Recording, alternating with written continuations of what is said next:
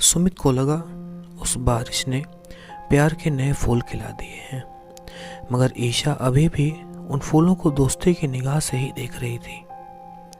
सुमित की एमबीए पूरी होते ही उसकी अच्छी कंपनी में जॉब लग गई थी। वो अच्छा कमा भी रहा था। कंपनी उसे बाहर भी भेजना चाह रही थी, मगर उसने ही मना कर रखा था। बहाना परिवार का था, मगर मजबूरी प्यार की थी। वहीं ईशा भी किसी पब्लिशिंग हाउस में इंटर्न लग चुकी थी और ऋषभ से ब्रेकअप के बाद अपना मन काम में लगा रही थी। नमस्कार, आज की इस कहानी का शीर्षक है पहला प्यार और इसे लिखा है स्वाति ग्रोवर जी ने। अक्सर सुमित और ईशा मिल जाते और वो अपना दिल खोलकर ईशा के सामने भी रख देते,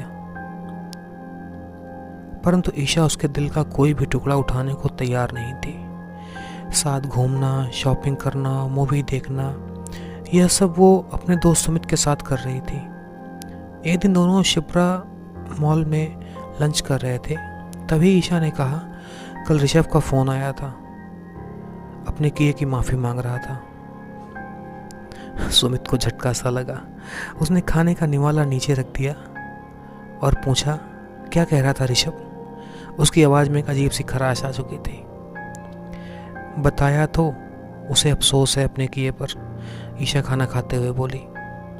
तुमने फिर क्या सोचा है? वापस उसी के पास जाने का इरादा है?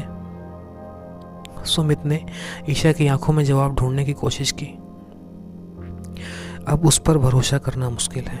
वो स्कूल वाला ऋषभ नहीं रहा। अब उसे खेल खेलने आ गए हैं। खैर, मुझे अपना मूड खराब नहीं करना, ईशा ने बिल मांगते हुए कहा। अरे ईशा, मैं दे रहा हूँ ना, सुमित ने जेब से कार्ड निकालते हुए कहा। नहीं नहीं, पिछली बार तुमने दिया था, इस बार मैं दिए दे रही हूँ।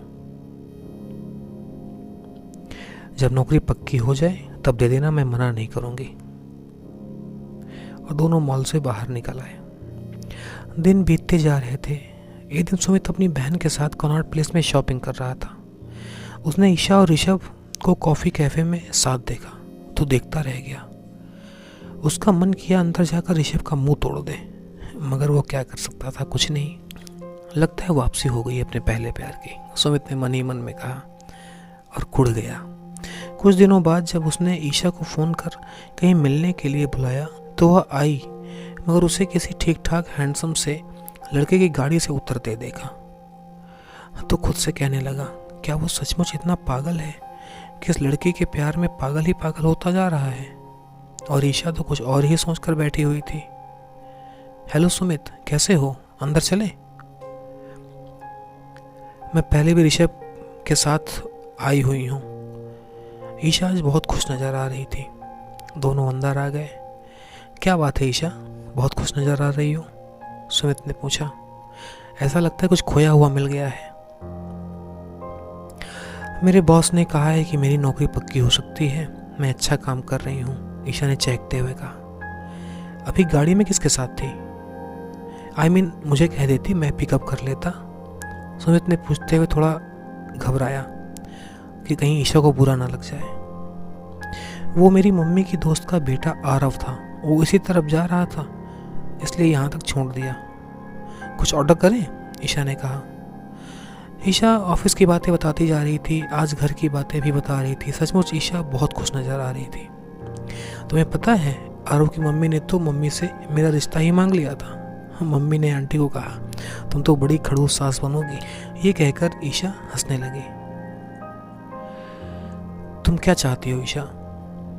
कितने दिनों से प्यार का वादा किया है तुमने, कभी ऋषभ, फिर आरव, और कितने हैं? सुमित ने गुस्से में कहा। सुमित, ये क्या कह रहे हो? तुम्हारा दिमाग तो ठीक है ना? यहाँ ऋषभ कहाँ से आ गया? ईशा को भी गुस्सा आ रहा था। मैंने तुम्हें कुछ दिन पहले सीपी में उसके साथ देखा था। सुमित ने एक सांस में सब कुछ कहा। ईशा ने जवाब दिया, हाँ देखा होगा, आखिरी बार मिलने के लिए बुलाया था।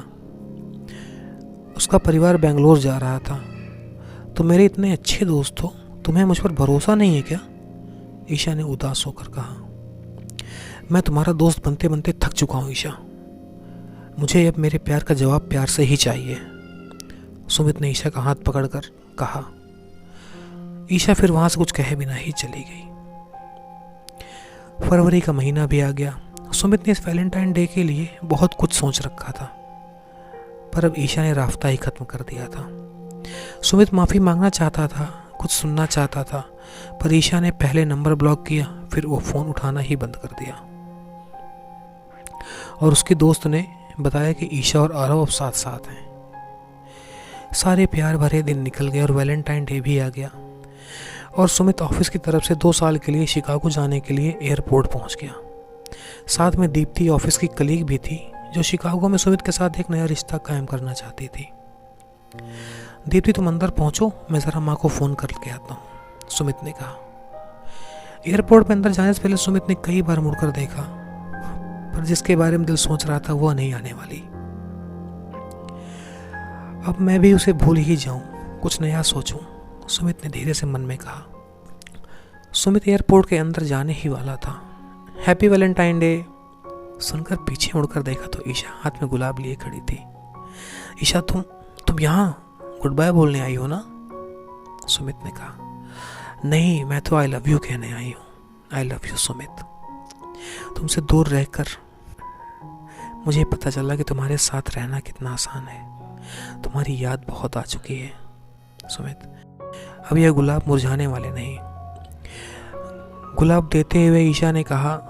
सुमित ने बिना कुछ कहे ईशा को गले लगा लिया, और तभी बारिश शुरू हो गई। मेरे साथ शिकागो चलोगी ईशा? सुमित ने पूछा। पर यह फ्लाइट तो मिस हो गई। ईशा भी सुमित के गले लगकर बोली, अगली फ्लाइट से चलेंगे। Happy Valentine day. तुमने इस बारिश को सचमुच बहुत खूबसूरत बना दिया, सुमित ने ईशा की आंखों में देखकर कहा, और दोनों लगातार बारिश में भीगते रहे। बस इतनी सी थी ये कहानी।